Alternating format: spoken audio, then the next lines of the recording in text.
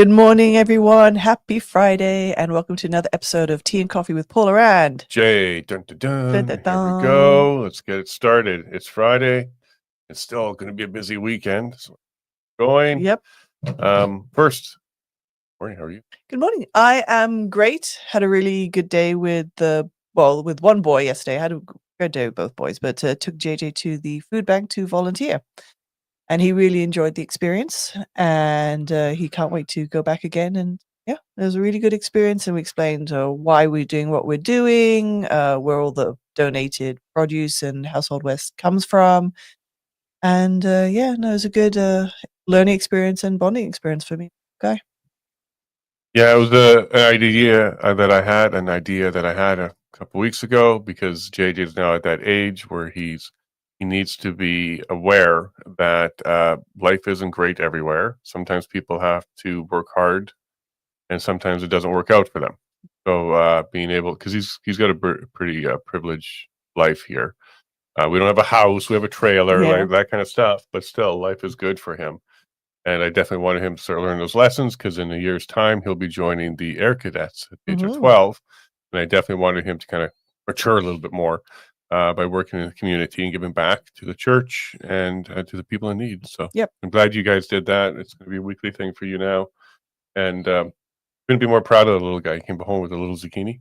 Yeah, there was one, like the zucchini Alberta grows is huge. And anyway, so they were setting up all the different food baskets, and there was lots of fresh produce, and there was lots of large zucchinis, but there was one skinny one left, which was not going to go anywhere.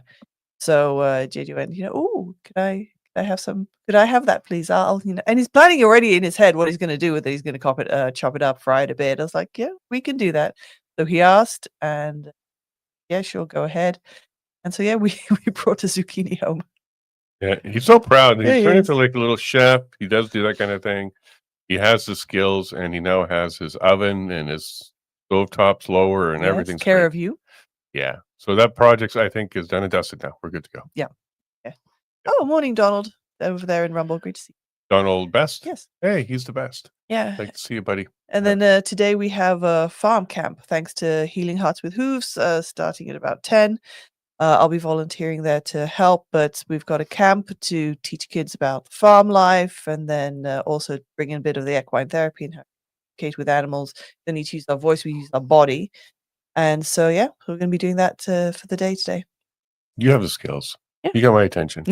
You know how to use your body and not in a good way. Let's just be clear about that. Yes, body language. We're talking about body language. Yeah, it worked out great. So a little bit of an update to people because some people reached out to me about the. Oh, I'm sorry. I don't even know how that just came on. Yeah. Yeah, I just keep that muted. Thanks. Yeah. Because you switched tabs and you only muted the tab. You went to locals. It looks like there. So some people reach out to me about the We Unify event because I used to be listed as a speaker there, and no, I won't be a speaker there. There's several reasons, but one of the main reasons is I'm planning to capture more interviews for the Alberta Self-Determination Series. That was my plan all along because there's a lot of people coming to Calgary all at the same time, and several of them were people that were on my list to get. It's like hockey cards, I keep telling you, trying to collect them all. And I needed to be able to find space to do it, nice and quiet, something where I can schedule people, and it had to be near the event. So what I ended up doing is, thanks to our good friend Leighton Gray, he's offered up his office for this. He's just down the street from the BMO Center, and I was able to book all the interviews I was looking for. So I'll be very busy Saturday. You won't see me around the conference at all because it will be a full day of interviews, and I'll just share with you that list. Jeffrey Rath, David Craig, who's the host of Citizen. Mm-hmm. And everybody knows Jeffrey Rath. If you don't know who Jeffrey Rath is, you're not paying attention. Brett Olin, CEO of Po Valley. John Newman of the podcast that shares his name. Dennis Modry of the APP. Corey Morgan of the Western Standard. Mitch Sylvester, also of the APP. Rob Anders, former MP out of Calgary. And Theo Fleury. So it's going to be a very busy day, lots of interviews being added to that Alberta Self-Determination Series, along with Daniel Smith, Stockwell Day, Chris Scott, 50 people. So Yeah, there's well a lot. So I am working hard for all of you. I'll be spending the entire Saturday capturing these interviews and then bringing them to you. So apologies to anybody that wanted to hang out at the We Unify event. I will not be able to be there because I have a full plate. But I will be at the JCCF gala. So if you're going to that tonight, I'll be there. And then I'm coming home to my family on Sunday. So, Yay. so that's like in a nutshell the reason why I'm unable to attend in person at the We Unify event is I'm working. Yep, So you are. You'll it's a be working busy. weekend. It's a full day for you. And yeah. Yep. Yeah, at 45 to 50 minutes each, that's 9 straight hours. So we're gonna get those videos to you all. So like a month worth right there. So that'll also free me up on getting back up to speed on getting the other videos done Yep. and then the projects around here. Cool. So, Good job. well, thank you. So we were doing cleaning yesterday. So those wondering what the homestead was doing, I was Yeah. cleaning up from the It projects was a that dump happened. run. Yeah. There was a full backload of the vehicle, the dump run. So there you go. You're all caught up on the lovely life of the Levines. Yes. Oh, that could be a show right there. And what we're up to this weekend. So I'll be leaving shortly after the show to get down there to get ready. Make sure all the equipment's good to go. I'm gonna tear down the studio partially this time. Partially, yes. Yeah, just the equipment, and get ready to bring those interviews to you. Mhm. All right, so it was a busy day again for news. There is no break when you are in the news, and you're doing your best to stay on top of it, especially with Alberta, Canada, and the world. There's a free combination that brings you lots of news. But go ahead and follow us on X. I'm Jason Levine AB, and you can find Paula as Team Padge. Yep. She's usually very supportive and reposting and that kind of stuff. But I'm getting into the fire. I'm starting to get the threats out of Antifa in their thinly veiled way of saying, "Oh, you got to be safe. Or you don't want people hurt now." We're starting to see some of stuff like that because Antifa is real. Yes. So one of the things that people are now saying that Trump has designated them as a terrorist organization is, well, they're not real. Who's the head of Antifa? Where's their headquarters? They're not real. Well, neither is the mafia, if that's the definition. Yeah. Because who is the head of the global mafia? Mafia is a movement, really. You have localized leaders that have families and groups that do things locally and they control things locally. Antifa is the exact same model. There is no global head. This isn't ISIS. But they definitely have local chapters, and inside those local chapters, they have leaders and meetings and flyers and posters and websites. As you can see right here, Antifa Red Deer has a website that lays out who we are. So Antifa is a real thing. The second argument we're getting a lot from a lot of people is, well, it just means anti-fascist. No, that's the name. That's the name. To them, fascist means I don't like you. Not the actual definition. Yeah, exactly. It doesn't mean the traditional sense of the word.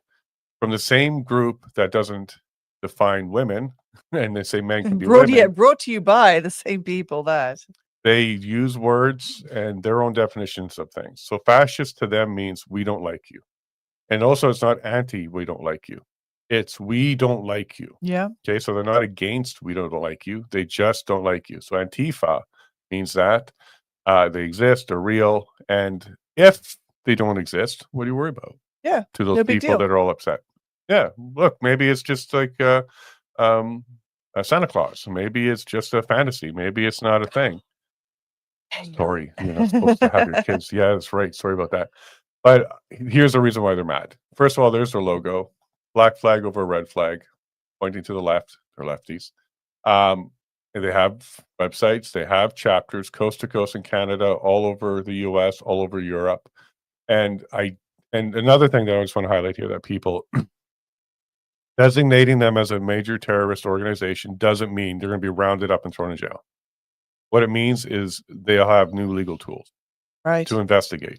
If they're designated as a terrorist, they'll be able to do things like go take a look at their bank accounts, go take a look at their communications, go take a look internationally with their partners at other people and players. What it means is an investigation, a real investigation can happen on them. And That's what they're afraid of. Yeah, hopefully be more present at their peaceful protests that they attend, because that Well, if they don't exist, then that's not a problem, is it? there you go. But no, I think hopefully for that, because they're the ones. Someone made a very good point. We watched a video yesterday that made the comment that when you see the left, people have to board up their windows and for a violent protest. But for Right. those who, Their response to things they don't like, they normally yeah, burn things down. but Yeah. for when Charlie Kirk passed away and there was going to be vigils, did any business need to board up their windows? No, Well, no the one needed to. churches had much longer lines of videos of that, so Yeah. that might be an issue for some people. But exactly. So it's the immediate response and hopefully preventative measures to be taken when there are, again, Antifa protests, or when Antifa turn up to protest, there can be a better response. Correct. And you can expect at the protests Mhm. a lot more proactive law enforcement I hope so. surveillance because, well, if they don't exist, there's nothing to surveil. Mhm. But yeah, you're going to see. And I had one person say to me, "Well, name me 5 high-profile Antifas." That's not how they work. Yeah, They're that's cowards right. that sit behind masks. But instead of here's 5 high-profile Antifas, here's 5 high-profile Antifa events where people were harmed. So, Correct. example, in Winnipeg, an Antifa member ran Mhm. over a protester at a freedom rally in his SUV. Yeah. And yeah, no, he was self-proclaimed as Antifa. He says, "I hate the fascists. I'm fighting them." And there you go. That's what it is. It's a radicalization, Yeah. which people use as a justification Yeah, in order exactly. to cause chaos. So, and by the way, I think what we're going to learn is a lot of them are paid and they actually don't even live in the neighborhoods. They don't care about the neighborhoods. They don't even care Yeah. about what's going on. Why would you want to destroy where you live? Yeah, we've heard that before too. So that's what we're going to find out. And that's what they're worried about because it's now going to come to Mhm. light. There are more legal tools and things can move quickly. So Canada, here's my post. It's not just a movement. Antifa has organized, established chapters in intimidating communities. We covered that. Canada Anti-Hate Network is encouraging them, creating hate, and is government funded. So Canada Anti-Hate Mhm. Network has government funding, lots of it. That's well established. But here's a website from Antifa Red Deer where they give credit to the Canadian Anti-Hate Network. So there you go. So everything I said in my post is accurate. It got some fire. People were pretty fired up on this topic. Real Donald Trump is right to declare Antifa as terrorist, but Mark Carney won't. I do Mhm. not expect him to do that at all, but let's keep the pressure on. Yeah, exactly. Bruce Party highlighting how the Supreme Court is trying to adjust the Constitution again. This is something he warned us about when the elites in the Supreme Court, his words got to be interpreted.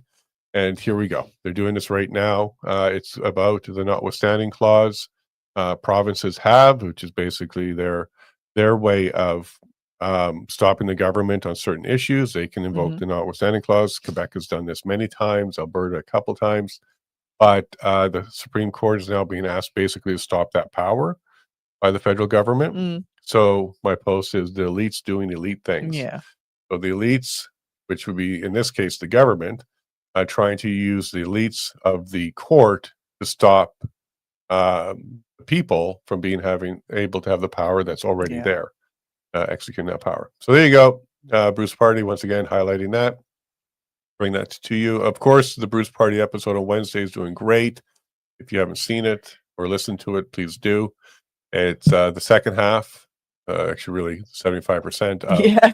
the conversation about the new constitution for Alberta that he drafted. So I definitely want you to take a listen to that one. Andy Lee, it looks like she might be on our Saturday show, possibly next week, because this week is her birthday. Happy birthday, Andy. Andy Lee's a reporter who's been around covering the hard topics for quite some time. And here we are with Trump saying Antifa, make them a terrorist organization. Mhm. Now it's kind of cool to call out Antifa, but Andy Lee's been doing this for years.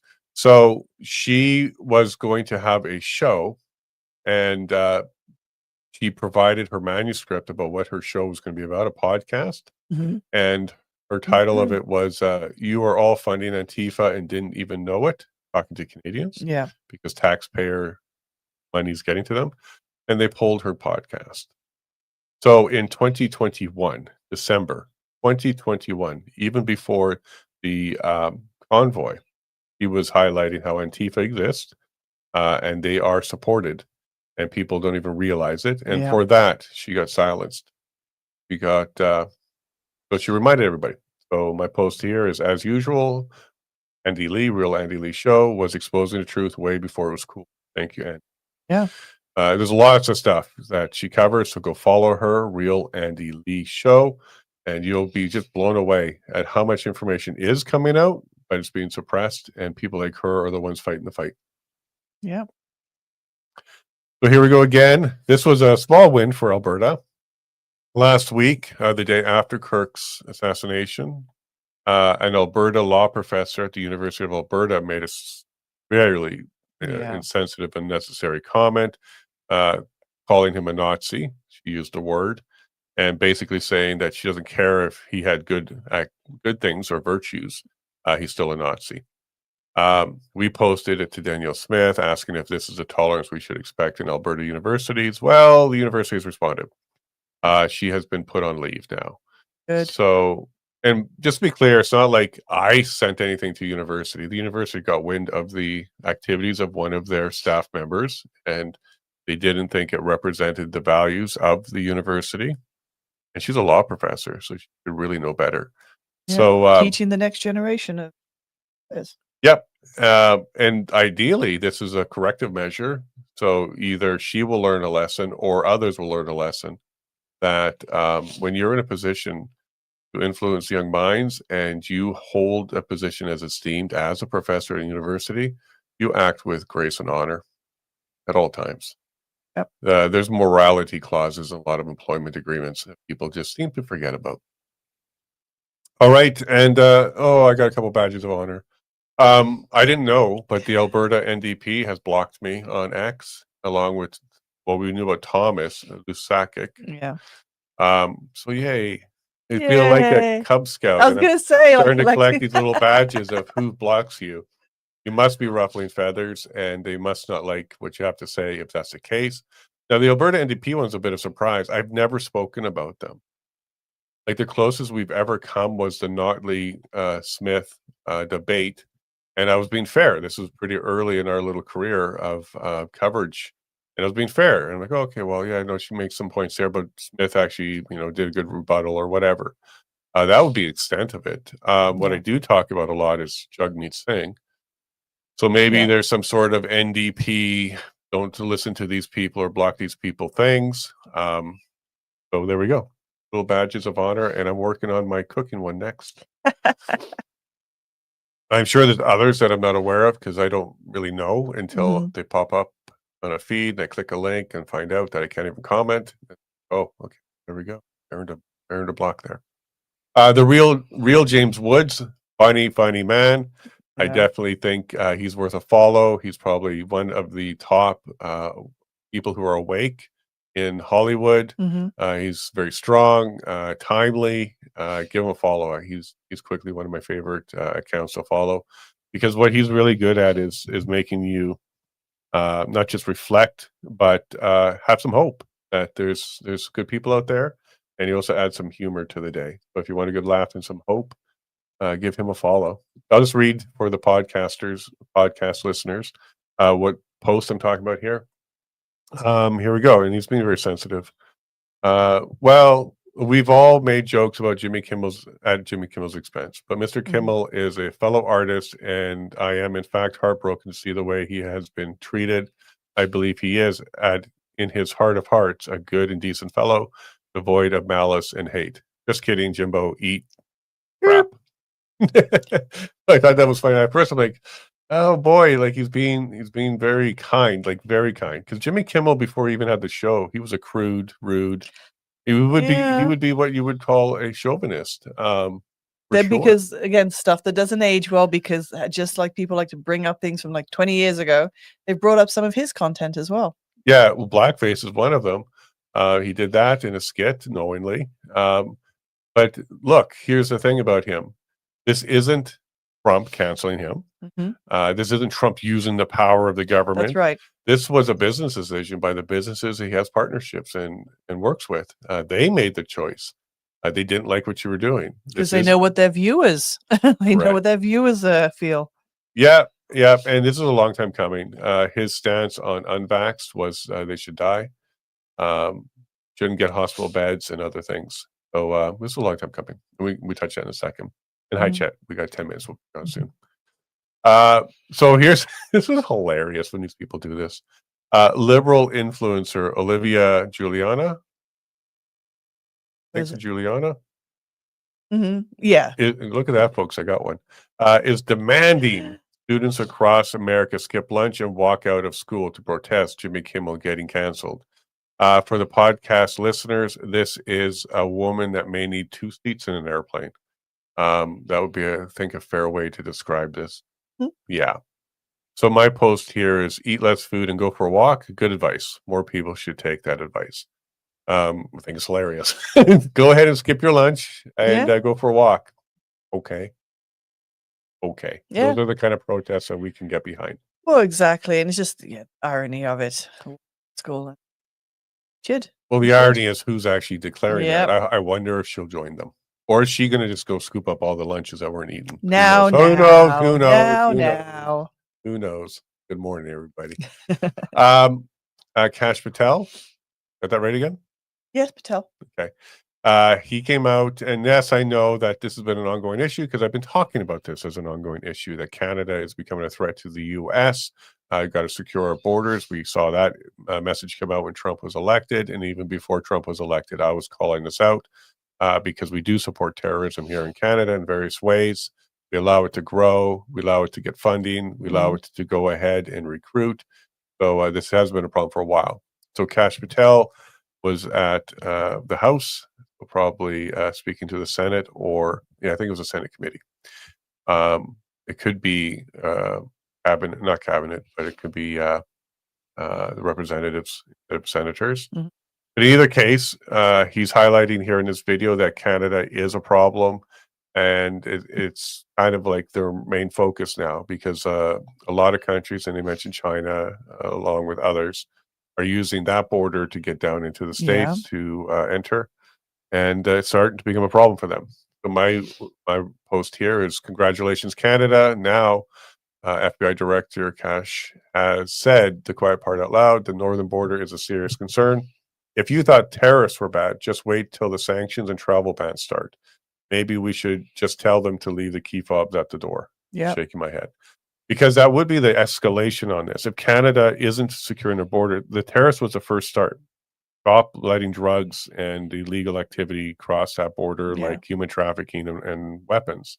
And of course, what's wrong with that? Sure, and the way to pressure us was the tariffs. Mhm. Then the escalation to this is going to be things like sanctions. So they will say other people can't work with your country or importing or exporting of stuff, or we will not buy your oil, or like it's more than tariffs. Yeah. Because tariffs says go ahead and do the trade. We're just adding the cost to it. Sanctions is they're just going to stop. That's right. So, and then also travel restrictions. When you're designated as a national security threat, as we've seen many times, travel bans start to happen. So they'll cancel visas or cancel entry or require additional security on visas and entry, which will make it more difficult. And it's for their own protection. I don't have a problem with what they're doing. I have a problem with what Canada's doing. That's right. Or not doing is the case, whereas the case will be, I believe. Correct. Now, he didn't say Antifa in this, but that's exactly where this is going. So with Trump saying Antifa is a terrorist organization and Canada has direct funding links to it, that's going to become a major issue because if Antifa is growing here and going south down to like Portland to cause problems and it's scurry away back to Canada for protection, that's going to become a ever increasing problem for Canada's relationship with the U.S. Now that might be on purpose. That might be an opportunity for Ottawa to ruin that relationship even more. But we're going to see. But there's a lot of people in Canada who are on both sides that are kind of waking up because the left is saying we don't want violence. Like the smart ones, the moderate ones. They're saying we don't want violence, and the ones on the right are saying this group, Antifa, has been violent. So maybe there's going to be enough unity around that issue that Ottawa has to take action, and then the pressure from Trump himself might also create action. Post here about Jimmy, because there's another post. Remember when Jimmy Kimmel said that people who didn't take the COVID vaccine deserve to die? He's made lots of comments like that. Yeah. Which is just disgusting. That's not comedy anymore, folks. That's political commentary. It's supposed to be a comedy show that sometimes touches on the political, but in a comedy way. This Yeah. is commentary. That's very different. So I also said, don't overlook that Jimmy Kimmel was not the only one who was fired. All the writers, producers, and staff who have supported him since he called for the unvaxxed to die and then lied about Charlie also lost their jobs. So talk about two birds, one stone. Because, yeah, he's got the headline. Kimmel, so unfair, but the entire it's the people that also back and support him and write for him too. Correct. And frankly, he's looking at a teleprompter when he's doing these things. So they were approved, they were put together, and this is also how Hollywood is being controlled, because behind the scenes, the people that allow what is said are the ones that are really controlling it. Correct. It's like the headline makers. He's a talking head. Like, remember, he was just a chauvinist pig earlier. Now he's got all these millions of dollars. So so it's not just him that lost a job, it's all the people around him that supported that activity. Barack, I'll read you what he wrote, because you can see the bias here. This is so silly. Barack Obama. This commentary offers a clear, powerful statement of why freedom of speech is at the heart of democracy and must be defended. Whether the speaker is Charlie Kirk or Jimmy Kimmel, MAGA supporters or MAGA opponents. What he did there with the Charlie Kirk and Jimmy Kimmel, good. He kind of took one from each side and said, look, they should be allowed to speak. That's okay. But the last sentence there, MAGA supporters, okay, or MAGA opponents. Oh, there's a bias. Still bringing MAGA. Yeah, still bringing in MAGA. You got a bias showing there. Yeah. So I suggested he can correct it. So I said, hey, Barack, your bias is showing. You should have said MAGA supporters or Antifa supporters, because that would be both sides. Exactly. Because MAGA isn't an organization. It's still a movement, much like Antifa is declared. Make America great again. They are people who support that movement, and there are people who don't support Trump. Correct. And some people said, hey, look, Antifa doesn't have hats and a website. Yes, they do. They absolutely do. So this is a fair comparison. If Obama would have said that, then I would have had a lot more respect for him, because he is highlighting two movements, one from each side, and saying that they should exist and be able to speak. But he will not use Antifa in his stuff, because first he spawned it, supported it, and they're on the same side. Yeah. All right, we're getting there, buddy. Hope you're ready with your notes. We're almost there. All right, so Netherlands followed suit as well. Their parliament has voted to designate Antifa as a terrorist organization, following the lead of Trump. I hope many more countries do that. As you can see here, here's a picture from Netherlands. There's that logo again. So the flag on flag. This is black on black. Sometimes you see it black on red or red on black, but still they have a logo because they are organized in that way. Yeah, I really do hope this is a ripple effect within Europe, because I know this is something that they struggle with. So I'm really hoping that with one nation, the rest will follow, and we can start eradicating this type of fear, because they don't want their nations destroyed, and that's what Antifa does at these protests. So Your optimism and naivety is so sweet. I know, but it's true. I hope for it, though. No, I get that. That's why I commented on that. But England, France, Germany, the Western ones won't do it. They're the ones that are already cracking down on speech and going after only one side. They're not going to do it. Netherlands have always stood out as different. Like the farmers stood up. They fought back. Netherlands has always been different. And there's a couple other ones that will likely do it. But I would be surprised if Canada and the rest of that little group, like I just mentioned there, do it. Well, my pushback to that is that Antifa aren't free speech. They are the violent protest which citizens and businesses don't want. So that's very different to me than the free speech that the government's trying to implement within these nations. So I think there would be a different response to that. Sure, they're government funded. We'll so see. We will see. We'll see where this goes. And then my last post here. Here's something I've learned on X. Anytime you go after Carney, you're suppressed. Anytime you go after jug meat, you're amplified. Because this is my last post of the day, and it's the best reach of all of them. So here I am, because Jug Meat's saying February 3rd, 2021. It's official. Proud Boys are designated as a terrorist organization. And then young people, working people, Black, Brown, Indigenous people. This is our victory. I'll be speaking to the country about the next step soon. RSVP here. I like how they kind of highlighted who they think they align with. Working people's not on that list for NDP anymore, by the way. But yeah, here you go. Proud Boys are designated as a terrorist organization in Canada in 2021, February 3rd. Yeah. So we have a history of following what the Americans do, because this was right after Biden did so. Biden designated them as a terrorist organization, and so did Jug Meat. Well, difference with the Proud Boys.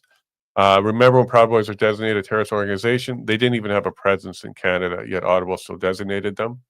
We never had an issue with Proud Boys in Canada. It was a U.S. thing, and it's not even a problem. We're going to have somebody on next week who are going to highlight what Proud Boys are, what they're about, and why they were targeted by the left. It's because they were actually doing a lot of good. They don't harm people, but they certainly stand up and assist people. Antifa has chapters all across Canada, has been violent at several protests, and have openly pointed to Canadian Anti-Hate Network as inspiration. They exist here. And today I had to, and this was yesterday. So yesterday I had to speak with the RCMP about a future event we are holding. The RCMP are aware of the local Antifa chapter, and we will be working together to provide a safe environment for our event. This is Canada now. We will not stop or be silenced. So in an effort to continue with our live events, we had to contact the venue, see the level of security, and then I spoke to the RCMP there. This is Red Deer, so we'll just be open because we're going to Red Deer. And no, they're absolutely familiar with Antifa. Antifa has the website, as we showed earlier in the show. They say who we are, and they know that they do definitely bring the chaos. So we've already had to start that process in order to ensure that it's going to be a safe environment for everybody. And so, yeah, I guess we can kind of announce. October 17th, Friday, we'll be in Edmonton with Dr. Shoemaker, Dr. Speaker, Dean Rainey, the director of Why Can't We Talk About This, and myself. Dan Hartman will join remotely. I'll be premiering our Dan Hartman documentary, and Dean will be showing his documentary as well. So it'll be a double screening. So the 17th of October in Edmonton, the venue will be released later. But we'll go ahead and start posting it soon. The 18th, Saturday, Red Deer, and the 19th, Sunday, will be in Calgary. So those three locations you're going to find, we'll be doing some showings of some documentaries, and we'll be premiering the Dan Hartman one, Calgary, and then Red Deer. In Edmonton, Calgary, and Red Deer. So stay tuned for that if you want to come hang out with Shoemaker, Speaker, Rainey, myself, and hear from Dan Hartman. That will be a good opportunity to do that. Links for tickets will be released shortly. And I'm still running for office. All right, folks. Sorry, we're a couple minutes over there, Chet. We love how patient you are, and I know you've been doing lots of good work. So let's go ahead and bring him on. This is Chet Chisholm. It took me a whole year to learn how to say his name, and we're good to go now. Good morning, Chet. How are you? Good. Is the audio okay? Yeah, you do your thing. You start talking, and then we will do what we do on our end, and we'll amplify you. We do. So people have seen me on here before. We're going to talk about something very different than we've talked before. We're going to talk about well, what was written on those 4 rifle cartridges, because I'm from the internet, so I know what they mean. And you're a younger fella. Yeah, we had. So here's the thing. I'll just let everybody know what we're talking about today. So there was 4 engravings that were released. Chet is a very smart guy who does not like to see these ideologies ruin his hobbies and his enjoyment, which does include online gaming and stuff like that in the communities that develop around there. And he reached out and he gave me a great little breakdown of what each one of the messages likely meant, because he knows what the references are. And he offered to come on a show. And Chet, you're one of our favorite guests. The audience loves you. So this is going to be a great opportunity for people to kind of get it from somebody who's not on the negative side of things, who are seeing the negativity come into their communities, understands what they're doing, and can kind of educate us on what they mean. Oh, there we go. And Age is yours, man. there's nothing unique or special about me talking about this. Anyone my age or younger could tell you this. They didn't need to try to bring experts on to all these news programs to try to explain this stuff. It's frankly, it was kind of embarrassing to watch, but I bet. give me a second here. I will. And while you're looking at that, just so you know, there's the chat's locals is inundated with, "Hey, Chet, great to see you, Chet. Lovely to see you, Chet. Yeah, Great to it's see been a Chet while. again." So yeah, great to see you. So I'm gonna hold on. I'm gonna let the cat out because she's gonna squawk. One sec. No problem. So we'll do that. I'll kind of just remind people. So we're talking about the alleged shooters' bullets, the casings, the part around it, and they were etched. Now we've seen some Okay. messages where they say, he's talking to his roommate saying, "Hey, remember when I was etching those stuff?" So it seems to be like they're connecting all this together. And the experts that Chet was talking about was crazy people who are trying to blame just games in general and that kind of stuff as the problem. And some of them were highlighting certain games that, as it turns out, this particular person didn't even play. So I think it's like it's 1995 all over again. Anyways, if you want to, I shared my screen. Yeah, here we go. He comes prepared with good man. So this is what's written on them. There was 4 rifle cartridges. Read them out loud for the podcast listeners. Yeah, I will in a sec. So there's 4. 3 were still in the magazine. 1 obviously was fired, and the empty casing was still in the chamber. That would be the last message here. But so we'll go on. The easiest one to go over is the first one is, "If you can read this, then you're gay, LMAO." I think that one's pretty straightforward. It's just like it's just trolling. It's a taunt. Everyone, LMAO is laughing my ass off. It's just immature internet humor. It's like, "Hey Jason, you're gay, haha." That's all it is. I want to just point out one thing here is look how he's using stuff like that, LMAO. But if you look at his text messages that were released, it's imperfect. It's very bizarre. Yeah, it is very bizarre. All right, continue. We might have to have another episode about that too. Yeah. And then so the second one, and like I'll touch on these, and then I'm gonna touch on a few other things pertaining to like internet meme culture and stuff. But the next one is, it says, "Hey fascist, catch," and then there's a bunch of arrows. It's up, right, down, down, down. That's a reference to a very, very, very popular and very good game called Helldivers 2. And I'll show you some stuff in it. But those arrows are the input you put in the game to call in a fighter jet to drop like a tactical nuke or like a 500 kg bomb or whatever. And it's literally kind of like up, up, down, down, left, right, B, A, select, start. The Konami code. Or like down, forward, punch, so you can throw a Hadouken in a Street Fighter. Yeah, Hadouken. Like, I was gonna be like what's the spinning bird kick from Street Fighter? Like that was it's the same idea. Like it's just, in this case, it's just up, right, down, down, down. You do that, and then the fighter jet comes in, drops a bomb. I'll show it to you. But like there's experts are trying to say like, oh, this is some reference to some like old like Italian like fascist units in World War II. It's like, no, it's not. It's a pop culture reference. So I'll come back to these in a sec, but it's something like this. Like this is a Helldivers meme. So it says, "I'm not going to sugarcoat it," and it's the input code for dropping a bomb on somebody. Like in the game, I know we won't have sound here, but like all it is a guy punches in the code. You throw out this like little targeting ball thing. You can see this giant bug monster there. Give it a second. Fighter jet flies by. Bomb goes off. That's literally what it means. There is nothing secret. There's no secret hidden message. It's just, "Hey fascists, catch a bomb." It's just. Well, the first part is pretty clear. Yeah, and it's just internet lingo and slang. It's because Helldivers is so popular that like stuff like that, or like the fireball from Street Fighter or the Konami code, it's just entered pop culture, and it's just part of internet slang.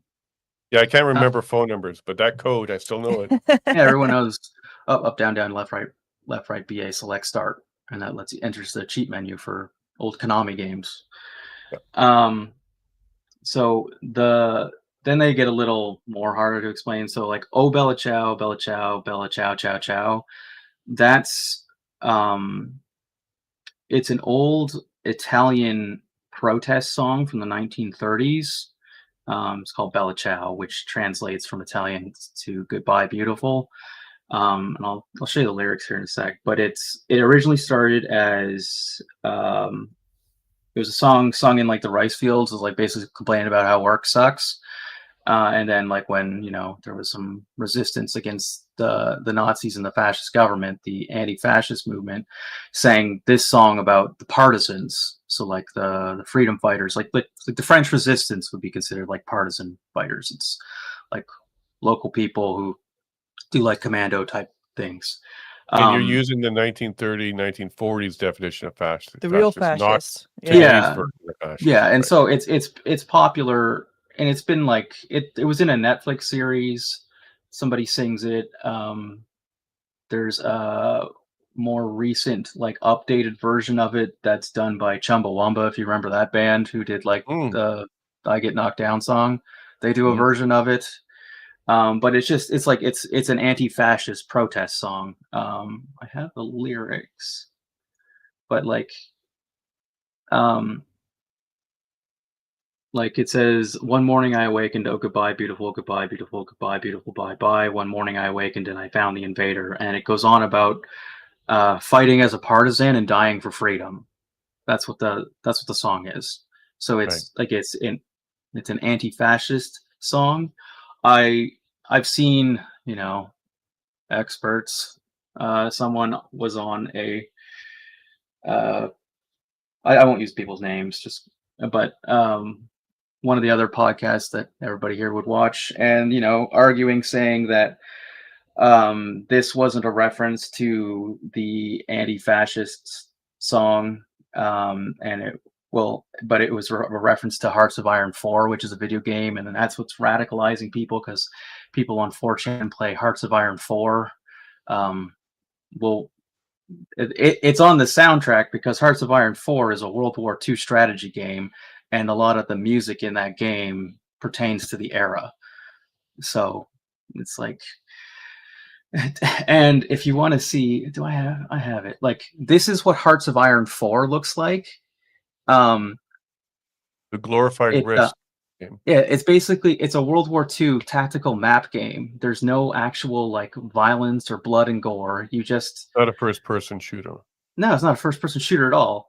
And like, it's just, you see ships and planes move around. You'll watch like the infantry like walking. There'll be like, there's like explosions and stuff. But it's a grand strategy game. And I've seen the experts argue that this is radicalizing people to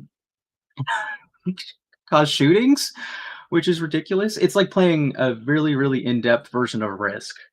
Right. Well, I can see like 50 years ago them actually saying the board game Risk itself would radicalize people. Yeah. Because it talks about war, or at least it has a strategy of war. Yeah. But like, it's also... And remember Sid Meier's Civilization? Remember that one in the 90s? Or like Axis and Allies is another board game. It's basically that, just more in depth, and it's a video game. And by the way, technically under this umbrella, chess would be classified as a radicalization tool, because that's a war strategy game, chess. And that's how silly this is. And the people who play those games are usually like World War II history nerds. And we like, people found this kid's Steam account. Steam being the, like, if people are familiar with like iTunes or like, say, like Netflix, how you've got like a where you can buy like movies and stuff and subscriptions and stuff. It's like, think of that, just video games. That's what Steam is. I'll show it to you. He doesn't even, as far as we can tell, because they privatized a lot of his Steam account, he doesn't even have that game. We'll get to that in a minute. And then the last one is it's got asterisks, notices bulge, asterisks, then OWO, what's this? This one's a little crude. But so you can go to there's a website called Know Your Meme. If you're ever wondering what the hell something means on the internet, go to Know Your Meme or Urban Dictionary. So you can read all on, but it's referring to, I have a bigger version of it, this online comic. And it's basically two furries, guys who are furries, doing like a sexual role play in a chat room online where one of them, like says like, hey, he says, hey, you're a cutie. And then makes the X3 as like a cute like emoji face, something like this. And flops down beside Nuzzles, and then the other neckbeard is nuzzles you back, pounces on you, and notices your bulge, and then the ooh woo, what's this? Like OWO refers to this cute like little anime kitty face type thing, and I probably don't have to explain what the bulge is. Man bulge. Yeah, and it's a joke referring to this comic and like furry culture online or online role-playing servers, and it's also like like there's also the joke, like people are maybe familiar with games like World of Warcraft and EverQuest, which are MMORPGs or massively multiplayer online role-playing games, or as the joke goes, MMORPG stands for Many Men Online Role-Playing Girls. And it's a joke about that, and so like it's both to poke fun at furry online, like kind of like sexting culture, and also been adopted by that community as like, hey, we're gonna take this and run with it because we think it's funny, right? And that's where it is, and it's kind of, and again, it's just kind of a internet joke, kind of tossing it in their face. Well, everybody knows what the purple eggplant means, right? Yeah, it's the same idea. Yeah. But that's what it means. And like I saw on, it was the LA Times, they said that the OWO was a misspelling of wow, but no, it's the cute goodness, innocent face. Boomers. It's literally this. hey, It's boomer. OWO, or like the uwu face. So one of the things that they found, and I've gone through some of his stuff here. This is his Steam account. And you can see like one of the games he's played is Sea of Thieves, which is a pirate game. There's nothing political about that game. No hidden messages or anything like that. You literally just play as a pirate and you sail around, dig up treasure, and have naval battles. Yeah, it's great. Everybody knows Sea of Thieves, and there's a few others, but they privatized his Steam library, so you can't see what games he has, but they didn't privatize his Steam inventory, which gives you a look at all the trading cards he's unlocked by playing video games. Like the achievements or something. Yeah, like it runs parallel to the achievements. Like it's like you get an achievement for collecting all the cards, kind of idea. Kind of like being blocked by the NDP of Alberta. You kind of display that. Yeah. And so there's all, like, for the most part, it's all pretty normal stuff. Like there's Half-Life, Team Fortress 2, Left 4 Dead, BioShock, 7 Days to Die. Is this a live from Steam right now? Like what you're showing us is like I'm right on. This is right on Steam's webpage. Oh wow, it's still up. Yeah. Tom Clancy's Rainbow Six. Like it's all like if you go through it, like there's Halo. There's nothing in here that like really jumps out as anything. There's Sea of Thieves. There's that pirate game. Deep Rock Galactic is in here, but the one that does jump out, is this, and I'm this one. Furry Shades of Grey. I'm not going to pull that game up and show you. You can look that up on your own time. This is a family show, but everything else is normal, and Hearts of Iron 4 isn't even in even in there. That's what I was going to get at. Is Mhm. some of the experts are saying, "Well, this is a reference to Hearts of Iron 4, and he must have been playing that." But according to it's these not bad, it's not here. It's not here. Like you can go through, because like I have Hearts of Iron 4 and I have the cards unlocked. It's like there's like a Sherman You're tank, now on a like list. Spitfire and stuff. You are now on a list. You're going to have a hard Yeah, time. of course I am. It's Um, so I showed you what Hearts of Iron 4 was. Like two of the big games that he played, like aside from the furry porn game, like there's like Deep Rock Galactic. Every A lot of people know this. There's nothing political about it. There's no hidden messages. You play as a team of dwarves in space who are going on a prospecting mission, digging up minerals and mining for gold, and as we skip through, fighting giant alien bugs.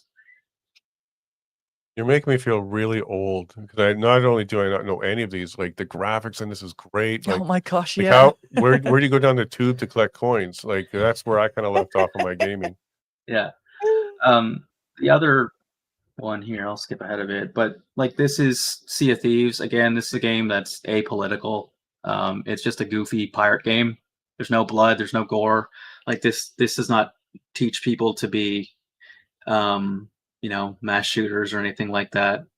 Like there's no political messaging in the game. It's Are these played all by a lot of team-based people. games though? Are these What's all that? games where you are these games where you play with other people and you accomplish Yeah. things together, or are these single player And ones? we're getting into that. So what's kind of been happening is you are seeing groups like Antifa. Wait, they don't exist. Yeah, they don't exist. Neither do the Order of Nine Angles or the 764. They don't exist either, apparently. But these different groups find young people online, radicalize them, and then unleash chaos. Yeah. And so, for instance, like one of the ones I just referred to is, we won't talk about this in depth because this is this is not an After Dark episode. But there's the 764, which I'll just read the top bit here. 764 is a decentralized international operating online sextortion network that is ideologically aligned with a satanic, misanthropic, and accelerationist terror network called the Order of Nine Angles. It emerged in 2021, part of the CVLT network. Although 764 has been described as a satanic neo-Nazi cult by multiple sources, investigations suggest that the members' misanthropic worldview and sadistic tendencies are more significant drivers, with group dynamics playing a key role in further radicalization.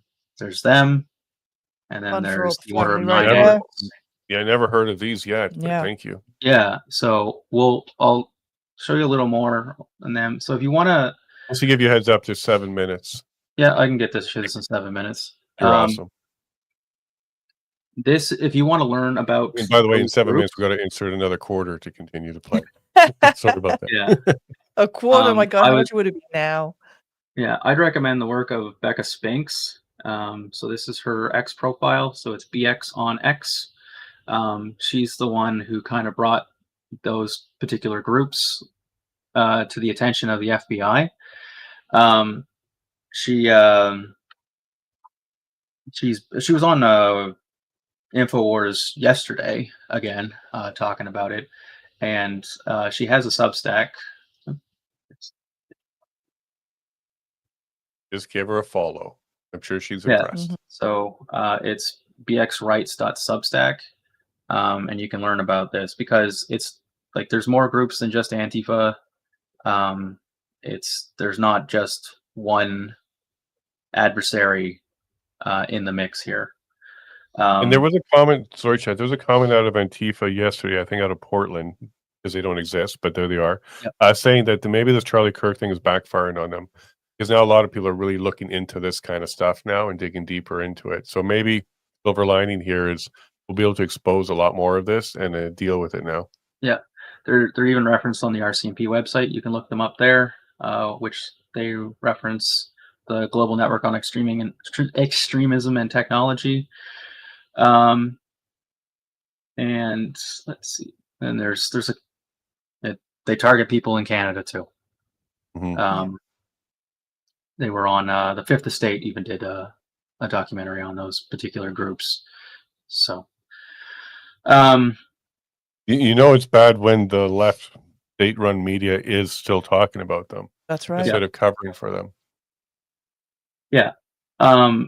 So one thing I wanted to comment on too is there's a lot of they're bringing this argument back. It's like, oh, violent video games are desensitizing kids to violence and stuff again. But they've gone through it and they've done tons of research on it. I forget where it is in this article. But yeah, a group of 230 academics from universities around the world wrote an open letter, basically saying that there was no increase in violence, and violence is actually at a 40-year low. They did a study at the University of Saskatchewan where their conclusion is that violent video games play at violent video game play and violent crime exist in a negative correlation to one another. Crime data compared to video game sales implying higher video game play rates shows a decrease in property and violent crimes in areas where violent video game play is increased because everybody's at home shooting each other in video games. It's also in a number of other studies. You can look these up, but it just says we find no such evidence to suggest that any of this is a thing. I think your comment about they brought this argument back right there kind of says, look, they've tried this before, couldn't prove it. It didn't actually cause any additional violence. They dropped the argument, and now they're bringing it back. That alone, it's a deflection tactic. Because I watched them say like, oh, well, the guys from Columbine played Doom. Do you know who else played Doom? Me. Every other kid in the 90s. Exactly. Yeah. Exactly. I played Doom when I was like 10 years Doom old. 3D. And I found this good article, and they talk about Klebold and Harris are the guys who shot Columbine. Their enthusiasm for violent video games was often cited as a direct link and a cause for the Columbine shooting. Of course, Klebold was also severely depressed, and both he and Harris developed an obsession with Adolf Hitler shortly after the events of April 20th, 1999. But video games were merely a more digestible target for the media to latch onto. And where did they get into? Like, they got into like a whole bunch of like crazy stuff. It was all online and in internet chat groups and forums and stuff. Because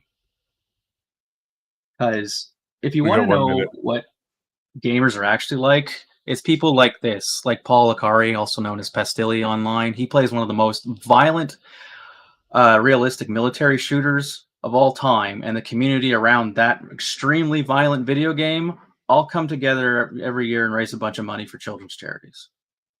They don't go up and shooting up schools. They go out and help kids because, Well, there's good and bad people in the world. It doesn't mean it's gamers are bad. Of course not. It's predators go where the prey is, and if all the kids are online playing video games, where are the predators going to go find them? Yeah, we've been watching some stuff recently because our son plays Roblox. We've been seeing some issues about that. Roblox has to crack down on predators. Minecraft as well, because they are opportunists. They go to where everybody is. It's like the child's playground. You go to the playground if you want to try. If the kids were at the bowling alley, they'd go get them there. Right. Yeah. The roller rink and things like that. Yeah. Well, Chet, is there a last piece you want to wrap up with? Well, this is basically how it's this is the other element that's kind of having. I feel it's important. You can find us on that meme website too, right? Yeah. If you want further explanation. So a few quick things, because we can't touch on these things on this show anyway, because let's hold on there. Let's do it for our podcast listeners. So that was a meme that says presenting, they're all Nazis, like a theater type of thing, maybe a school. At home on a TV, they're all Nazis. On a stage with a megaphone, they're all Nazis. And then a person with a gun repeating, they're all Nazis. Yeah. Kind of saying how do you radicalize is when you desensitize the word Nazi and you blame and you dehumanize people. That's correct. Right. You actually enable radicals to go ahead and think that they're helping the world by taking out Nazis. Yeah. And by the way, I've been called this just in the last 48 hours. Another badge. Wow. So one of the other things that people are learning about is what furries are. It is an internet subculture thing. If you want to go down that rabbit hole, this is a great video. It's called Down the Rabbit Hole by Frederick Knudsen. And it's just, if you just type into YouTube, Down the Rabbit Hole furries, you will learn about the history of furries, where they came from, and what it evolved or devolved into. Fair warning, you may not like what you find at the bottom of this rabbit hole. And if you want to go even further down, look up Mr. Medicare's some of his videos talking about it from like 5 or 6 years ago or longer, because it's something else. But don't say I didn't warn you. Right. And because we have to end on a joke. This is one of the guys that's been kind of exposing a lot of the stuff and found a lot of people's that were connected to Tyler Robinson and probably knew things. So it's 0 Hour on X, and he posted a really funny thing because he said to one of the other guys that exposed some people up to some nefarious things, he says, "Pack your bags, Safety Notorious," that's the other guy, "we're going undercover." And he shares a picture of the upcoming furry fandom convention that's coming up in Utah, and here's their undercover outfit. Going in as a dinosaur. They'll never know it's them. But yeah. Wow. Yeah, well, Chet, that's a crash course on the cultures. That we just skimmed the surface. It's if you thought the things that were on Facebook and X were disturbing, you haven't been on the internet very much. It's the Wild West out there. There's some pretty dark stuff out there. And it's probably important that people know it's there, but I can't recommend you going looking at it. You might regret it. Yeah, and certainly if you're a parent and some of this stuff is starting to cross your plate with your children or your children's friends or people that they're talking to online, it's something you need to pay attention to. Because there's this whole acceptance of furry culture by having litter boxes in schoolrooms. Most people in like that are furries, they're just usually like socially awkward or neurodivergent kids that do it as kind of like a cosplay, kind of like costume party type thing. Most of them. But then there's the other side of it, which is what this what was his name? Tyler Robinson and his boyfriend or partner and them. They're on the other end of the spectrum, which is very different. But we won't delve into that here. You can go watch that video. Yeah, we do have to wrap up, so hang on. We'll chat with you after the show. So I want to get a lot of these links from you so we can share them to our audience. But Chet, once again, thank you so much for reaching out, saying, "Hey, look, I'm kind of in this community, and the bad part of the community is what you wanted to expose, and the references to the shooter's casing engravings, and how there's misinformation and maybe even misunderstanding being spread out on other platforms about those things." So thanks for clearing that up for us and our audience. I thought we cleaned this up in 1995, but I guess I was wrong. So every 30 years, brother, this stuff will come back. So in 2055, please come back to the show as we have to address whatever issues going on. Wow. Yeah, I'm sure I'll still be playing video games when I'm old too. So. And we may still be doing this show. There's a lot more gray. But take care, my friend. We'll talk in a moment, and it's great to have you back. The audience loves you. Donald Best said you did a great job. Coming from him, that's a big badge of honor. You can add that to your Steam account. Donald Best said that. Thanks, Chet. No problem. Yeah. We'll talk to you in a sec. Thanks, man. All right, so this is what we're doing. Every show is kind of news of the day, what's going on, and try and bring more information. Chet is one of our regulars from the previous show that we used to do, and he came back. I can already tell you that next week we've got a lineup of people who are going to do the same thing. We're going to dive into Proud Boys and Antifa, get into that subject as well, and bring it to Canadians, and kind of just lift the veil and start to expose this kind of stuff. Excellent. Because frankly, I had no idea about anything that Chet was providing today. Other than there are codes on the controller to get special things to happen. Good on me for that Camino code or whatever. I still remember that. I remember my SIN number, that code, and my first credit card.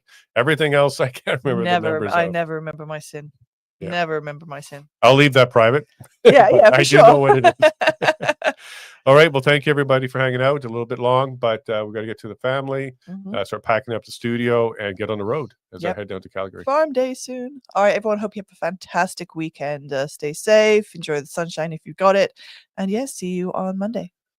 And if you're one of my guests on Saturday, we'll see you then. Everybody else, I'm sorry I can't make it to the event, but tune in on Monday as I have a bit of a breakdown on my travels, and we update you on the homestead. Everybody take care. We love you, and God bless.